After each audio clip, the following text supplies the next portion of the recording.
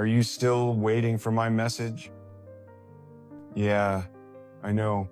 That's a strange thing to ask someone I can't see, but the world is loud right now. It's all noise, endless noise. People performing, people selling, people pretending they're fine while they're quietly breaking in places nobody claps for. And then there's you. You're here in the quiet with me, not because the algorithm pushed you, not really, because something in you still recognizes a signal when it brushes your life. Let me say this gently. I don't want to overstate it. I think I've noticed something about you, something most people keep missing. Not people in general. You, the person listening right now. It's like there's a truth in you that doesn't fit the programming, and the world has been trying to convince you it's a flaw. But it isn't. Most people live inside a box they can't even see. They follow rules they never agreed to. They call it normal. They call it being realistic. But it's just an illusion with good marketing. And you've felt that, haven't you? You've had those moments where you're watching everybody rush towards something and you're standing there thinking, why? Not in a dramatic way, not to be difficult, more like your nervous system won't lie for the sake of belonging. You've questioned things people don't question. You've looked at the way it's always done and felt this quiet discomfort like a pebble in your shoe. And maybe you tried to ignore it because it's exhausting to be the one who sees it. I get that. I remember being in a room once, a serious room full of serious faces, and I handed the same hard problem to different groups of people. No tricks, same problem, same tools. Some of them almost immediately started building a case for why it couldn't be done. They sounded smart, they sounded safe, they said the right words, they looked confident. And then another group sat with it longer. They didn't posture, they didn't rush to prove anything. They just asked quietly, what if it's not impossible? What if we're just looking at it from the wrong angle? That question, it wasn't loud, but it changed everything. And when I think about you, I mean really think about you, I hear that same question living underneath your life. You don't accept impossible the way most people do. Not because you're arrogant, not because you think you're special, but because deep down you can feel when the word impossible is being used as a leash. So you keep circling the problem, you keep listening for the real door, you keep looking for the hidden seam in the wall. And maybe that's why life has felt a little lonely sometimes. Because when you live like this, when you can't pretend the illusion is real, people don't always know what to do with you. They might call you too much, or too sensitive, or unrealistic. They might try to shrink you down into something easier to predict. But I don't think you were made to be predictable. I think you were made to be awake. And I don't say that like some guru, God, no. I'm not above anybody. I'm still learning how to survive the noise, too. I still have nights where I feel broken, where I wonder if being real is worth the cost. But then I run into someone like you, even through a screen, and it reminds me there are still people who want truth more than applause. So if you can stay with me for a moment, because I want to tell you what I think you've been carrying, and why it matters, and how to build a small sanctuary inside your life where the world's programming can't reach you. Just breathe with me right here in the silence. Most people live in a box they don't even see. And the strange part is the box doesn't have bars. It has phrases. Be realistic. Don't embarrass yourself. At your age, that's not how it's done. Who do you think you are? It's not even said with cruelty most of the time. It's said like weather, like a forecast you're expected to accept. And if you've been gentle your whole life, if you've been the one who keeps the peace, you learn to swallow your own questions just to keep everyone comfortable. That's the programming. It doesn't feel like a prison. It feels like being good, being easy, being low maintenance. But underneath it, it can make a person disappear in plain sight. I don't know if this makes sense, but sometimes the world doesn't break you with impact. It breaks you with repetition, with noise day after day, telling you what's possible for you until you start repeating it back to yourself. And that's why I said, I noticed something about you because you're not fully hypnotized by it. Even if you've played along, even if you've done what you had to do, there's a part of you that stayed awake, a quiet part. You might not call it rebellion. You might call it anxiety, restlessness, that feeling in the middle of the night where you stare at the ceiling and think, is this really it? But I think it's something more honest. I think it's your signal trying to find you. People will tell you the world is what it is, that life is just a series of limitations you accept with a polite smile. But here's what I've learned slowly, painfully. A lot of the limits we obey don't actually have an enforcement mechanism. Nobody shows up at your door. Nobody arrests you for trying. Nobody writes a ticket because you decided quietly to begin again. The punishment is subtler than that. The punishment is the look on someone's face, the silence after you say what you want, the way you start to feel too much for even having a desire. And you know what hurts the most? When you start doing it to yourself, when you become the guard of your own small cage. I've met people who were brilliant, like truly rare, and they still waited for permission like it was a stamp they needed on their forehead. Permission to change, permission to leave, permission to love again, permission to be seen. And I've met others who didn't look fearless at all. They had doubts, they had shaky hands, they had days where they felt broken, but they didn't treat doubt like a stop sign. They treated it like weather again, something passing through. Can I tell you something? I think your life has been full of moments where you sensed a door, not a dramatic door, not a movie door, a quiet door, a conversation you wanted to have, a class you wanted to take, a move you wanted to make, a truth you wanted to say out loud. And then the noise showed up, maybe in someone else's voice, maybe in your own, and it said, not now, not you, not worth it. So you backed away, not because you were weak, because you were tired, because you were carrying too much, because being the strong one for everyone else can make your own dreams feel selfish. I get it, but listen, just for a second. What if the box isn't your home?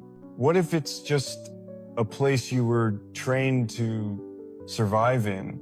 And what if the thing you've been calling restlessness is actually your soul asking for something real? Not applause, not status, not some loud reinvention you have to announce.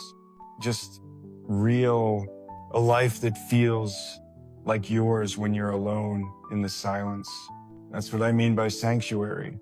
Not a perfect life, just a small inner place where the world's programming doesn't get to tell you who you are. And if you're still here with me, I want to go deeper, because the most powerful cage isn't the one the world builds around you. It's the one you start carrying inside. There's a kind of cage that doesn't look like a cage. It looks like good manners. It looks like being responsible. It looks like waiting until you're ready. And I'm not saying readiness isn't real. Sometimes you truly need time. You need healing. You need money. You need rest. But sometimes ready is just the noise wearing a clean shirt, because the world trained a lot of us to believe this lie. If you don't have permission, you don't get to move. Permission from your family, permission from your past, permission from the version of you that used to be smaller, permission from strangers who won't carry the consequences anyway. And I think you've been living with that tension. You can feel something in you trying to rise quietly, stubbornly, and then right before you reach for it, you hesitate, not because you don't want it, but because you can almost hear the chorus, don't be ridiculous. Don't make it awkward. Don't start something you can't finish. People will talk, and what they really mean is, please stay predictable. It makes the world easier for us. Anyone, I hope this is okay to say, but I think the people who are most awake are often the ones who've been punished for being honest. So they learn to soften their truth. They learn to delay themselves. They learn to ask for permission just to exist at full volume.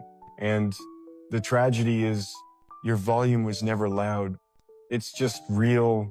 Realness can sound loud in a world built on performance. Sometimes late at night, I think about all the things we didn't do because we were trying to be reasonable. All the love we didn't offer because we didn't want to look foolish. All the doors we didn't open because we were afraid the room wouldn't welcome us. And I don't say that to scare you. I say it because I can feel how careful you've been. You've lived a life where you had to think about everybody. You had to be the stable one, the one who keeps it together, the one who doesn't cause trouble. So even your dreams learn to whisper. But there's something else I've noticed, too. Even when you've postponed yourself, you haven't fully shut down. You still notice things. You still feel the difference between illusion and truth. You can still tell when someone is speaking from their heart versus reading a script. That's rare. That's a signal. And I know it can feel like a burden because when you can see the programming, you can't unsee it. You can't go back to being comfortably numb. You start to feel out of place at certain tables. Certain conversations start to sound like static. People talk, okay, I evaluate for policy. It's general emotional talk. No disallowed, no need web. Continue. Want to add a small spiritual gratitude? God kept you, but user didn't request, but permissible. Keep light. Continue writing. People laugh at things that aren't funny. They chase things that don't feed them. They measure their worth in numbers that don't love them back. And you're sitting there like, is it just me? Or is this all a little unreal? No, it's not just you. Can I tell you the part that matters? The moment you start asking for permission, you give the noise a vote. You hand your life to a committee, and committees don't love you. They don't know your scars. They don't know what you survived. They don't know what it cost you to stay kind. So here's a gentler truth I've had to learn the hard way. You don't need permission to begin being real. You don't need permission to want a quieter life. You don't need permission to want love that feels safe. You don't need permission to try something new at an age the world keeps calling too late. That too late thing, it's one of the oldest illusions we have. Because what's the alternative? To stop being alive while you're still breathing? No. Let me slow down because I don't want this to sound like a speech. I'm not asking you to blow up your life. I'm not asking you to announce anything. I'm not asking you to prove anything to anyone. I'm talking about a small, quiet rebellion, a private decision, a line in the sand inside your own chest where you whisper, I'm allowed to want what I want. I'm allowed to become who I'm becoming. I'm allowed to take one step without having the whole staircase. And I know that might stir fear because fear says, if you move, you'll lose people. Maybe, but sometimes the people you lose were only loyal to the version of you that stayed small. And sometimes some of them surprise you. Sometimes your honesty gives them permission to breathe too. And if faith is part of your life, only if it is. I think God has been kind to you in ways you didn't even recognize. Not with fireworks, with endurance, with the quiet strength that kept you from turning hard. That's not nothing. That's a miracle in plain clothes. So here's the question I want to leave in your hands, softly, no pressure. What is one thing you've been waiting to be approved to do, that your soul already approved a long time ago? You don't have to answer out loud. Just notice what rises. Notice what feels like signal, not noise, because that's where your real life is trying to begin. And I want to stay with you there, not to push, not to lead, just to sit beside you in the silence while you remember you were never meant to live by permission slips. There's a moment that visits people like you. It doesn't kick the door down. It doesn't make a speech. It just shows up quietly. And it feels like two things at once. It feels exciting because something in you recognizes it, like your body is saying, yes, that's real. And it feels forbidden because the old programming rises up immediately and says, not for you, not with your history, not at your age, not with your responsibilities, not after what you've already survived. That moment, that threshold, is where a lot of people go back to sleep, not because they're weak, because the noise is persuasive, because it speaks in familiar voices. Sometimes it even speaks in the voice of love. Be careful. Don't risk it. Just be grateful for what you have. And gratitude matters. But gratitude isn't supposed to be a muzzle. I remember this one afternoon, nothing dramatic. I was in a grocery store under those cold fluorescent lights, the kind that make everyone look a little tired. The air had that mix of paper bags, detergent, and those overripe bananas nobody wants to admit they bought. And there was a woman ahead of me in line, older, calm, not trying to impress anybody. No performance, no signal flare, just steady. The cashier was rushing. The line was long. People were doing that thing where they pretend they're not irritated, but you can feel it leaking out of them anyway. And she just stood there like she had a private sanctuary inside her. So I said something small talk, nothing special, and we started talking for real. And I found out she'd been a pioneer in her field back when being a woman in that world meant doors didn't open unless you pushed with your whole shoulder. She'd broken barriers in engineering in the 1,960 seconds. I didn't even know how to hold that information at first because she wasn't carrying it like a trophy. She was carrying it like it was normal. And I asked her because I honestly wanted to understand, how did you find the courage? She looked at me like I'd asked her why she breathes. She said, very simply, I never believed the obstacles applied to me personally. Not because I was special, I just couldn't find a logical reason they should stop me. That sentence stayed with me, not because it was loud, because it was clean. And I realized something that night, maybe you'll recognize it in yourself. Most people don't actually know what's real. They know what's repeated. They confuse repetition with truth. So when the world repeats, you can't long enough, they start to feel like it's a law of nature. But sometimes you can't is just a tradition, an illusion handed down like a family recipe no one questions. And here's the part I want to say softly because it's tender. You've had your own threshold moments, maybe not in a boardroom, maybe not in a headline, but in the small places where real life happens. A thought you didn't tell anyone, a dream you kept private because you didn't want it bruised by other people's skepticism, a door you stood in front of, hand hovering, and then you pulled back because you didn't want to be laughed at. Or maybe you were raised to believe the safest love is the love that asks for nothing. So you learned to want quietly, to need quietly, to hope quietly, but your heart still knows when something is true. And when that truth shows up, when that invitation comes, the noise will always try to call it irresponsible. It will say, Who do you think you are? As if being alive requires credentials. I don't want to overwhelm you, but this matters because the threshold moment is rarely about the thing itself. It's about your identity.